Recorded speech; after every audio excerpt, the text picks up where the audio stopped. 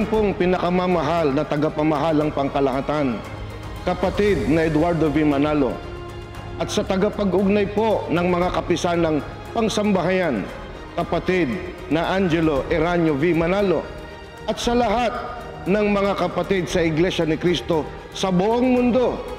Kami po na mga ministro, mga manggagawa, at mga kawani na naglilingkod dito sa Iglesia ni Cristo Museum ay bumabati ng buong galak at buong kaligayahan sa lahat ng mga kapatid ng Happy 110th Anniversary po!